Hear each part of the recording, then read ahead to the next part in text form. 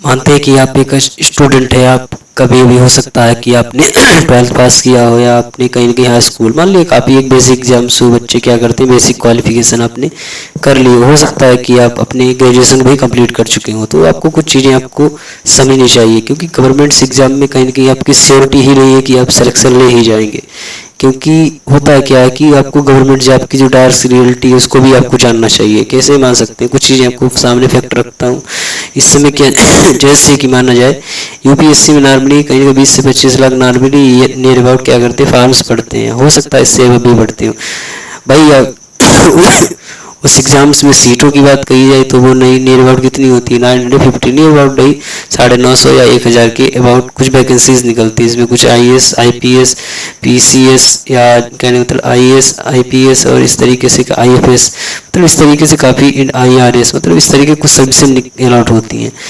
उसमें आप ये रेशियो देखिए कि काफ़ी अमाउंट काफ़ी ज़्यादा फॉर्म्स बढ़ते हैं, वैकेंसीज कितनी कम है। अगर वही बात करते हैं एसएससीज के लिए, इसमें भी काफ़ी ज़्यादा बच्चे अगर देखे जाएँ तो इस साल नियर अबाउट कितने 40 लाख बच्चों ने एग्जाम्स क्या किया, मतलब फॉर्म्स के लिए डाला। उसमें बच्चे काफ़ी ज़्यादा अपीयर हुए, उसमें से टायर 1 में नियर अबाउट जो पास आउट हुए थे बच्चे थे वो कितने थे, 3 से 4 लाख थे। तो इस तरीके से आप आंकड़े देख सकते हैं कितने ज़्यादा फॉर्म्स पड़ रहे, कितने ज़्यादा बच्चे कहीं ना कहीं पास आउट हुए, उसके बाद टायर 1 या टायर 2 या मतलब प्री प्रीलिम्स में काफ़ी ज़्यादा बच्चे बैठ रहे हैं। सीटेस कितनी है, सीटेस काफ़ी ज़्यादा लिमिटेड हैं, बच्चे कितने ज़्यादा काफ़ी ज़्यादा हैं। तो आपको कुछ रियलिटीज़ हैं आपको जानना चाहिए। मान लेते हैं कि आप काफ़ी अच्छे हैं, आप पढ़ने में काफ़ी अच्छे हैं, काफ़ी अच्छे टॉपर हैं, अगर इस तरीके से आप समझ सकते हैं जो कहीं ना कहीं मुखर्जी नगर या ऑनलाइन वे में या कहीं एक अच्छे लोकेशन से आप पढ़ाई कर रहे हैं, तो आपको कुछ चीज़ें बेसिक जाननी चाहिए। क्या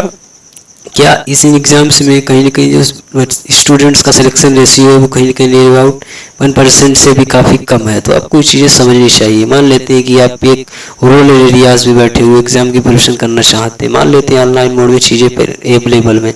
आप कर सकते हैं, बट आप कुछ चीज़ें आपको फैक्ट जानने चाहिए। मान ली हो सकता है कि काफ़ी बार बच्चा ऑफलाइन बेसिस लेने के लिए कहीं ना कहीं कोटा या यूपीएससी के लिए इलाहाबाद मतलब या दिल्ली जाता है, तो ये आप बेसिक चीज़ें आपको जानना चाहिए। हो सकता है एक मिडिल फैमिली के स्टूडेंट हैं आप, आपके फैमिलीज में मतलब पेरेंट्स ने कहीं ना कहीं एक सेविंग्स कलेक्ट की हो कि आप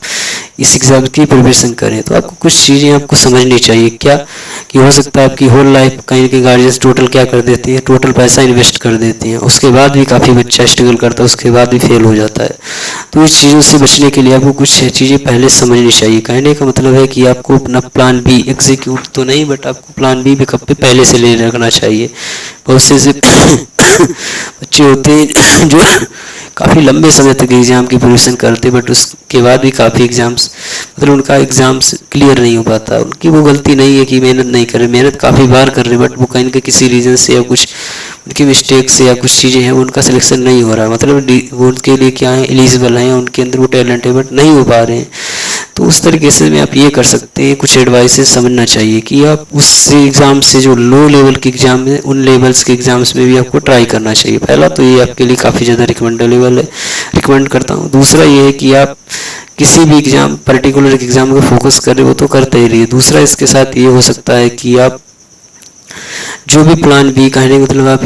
एक या दो अटेम्प्ट दे चुके हैं, तो आपको अपनी मिस्टेक्स भी आपके सामने समझ में आ जाएगी या क्या मैं गलतियां कर रहा हूँ या क्या नहीं कर रहा हूँ। दूसरा ये कि आप एक फर्स्ट प्रायोरिटी पे ये रखिए कि मुझे मेनली मेरे लिए फर्स्ट प्रायोरिटी पे है, मेन चीज़ मेरे लिए वो एक गवर्नमेंट जॉब। यदि आप इस तरीके से फिगर फिक्स कर लेते हैं कि मुझे एक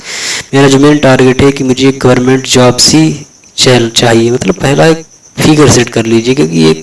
एक बार आप जब गवर्नमेंट जॉब्स के लिए फिगर सेट कर लेते हैं तो आपके माइंड में एक माइंड सेट क्लियर हो जाता है कि आप इस तरीके से एक तरीके से क्या हो जाएंगे, सिक्योर हो जाएंगे, तो आपको किसी भी एग्ज़ाम की प्रिपरेशन कर सकते हैं।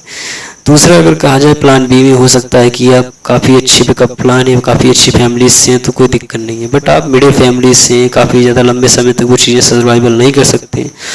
तो आप हो सके तो चीज़ें आपको ऐसा बैकअप प्लान रखना चाहिए कि मैं इस समय या इस टाइम ड्यूरेशन को मैं आपके क्या कर सकता हूँ, देता हूँ। अगर इस टाइम ड्यूरेशन में चीज़ें हो गई तो ठीक, मुझे बस चीज़ों को लीव नहीं करना, बट मुझे इसी के साथ साथ कहीं ना कहीं दूसरे वर्क को भी क्या करना है, एग्जीक्यूट कर देना है। यदि इस अप्रोच के साथ आप चीज़ें करते हैं तो आपकी फैमिलीज़ के लिए आपके भी लिए कहीं ना कहीं दिक्कत नहीं आ सकती है, क्योंकि जिस तरीके से एग्ज़ाम्स की कहीं ना कहीं प्रोसेस होती है उसमें काफ़ी लंबा समय लगता है। तो इस तरीके से भी आपको चीज़ें समझना चाहिए। दूसरा प्लान भी हो सकता है कि मान लीजिए कि यूपीएससी में एग्ज़ाम्स में आप लंबे समय से क्या कर रहे हैं, प्रिपरेशन कर रहे हैं, तो उस ड्यूरेशन में होता है कि आप एक अच्छे सब्जेक्ट्स में एक्सपर्ट हो जाते हैं कि आप उस सब्जेक्ट को क्या कर सके, अच्छे तरीके से टीच कर सकते हैं, पढ़ा सकते हैं।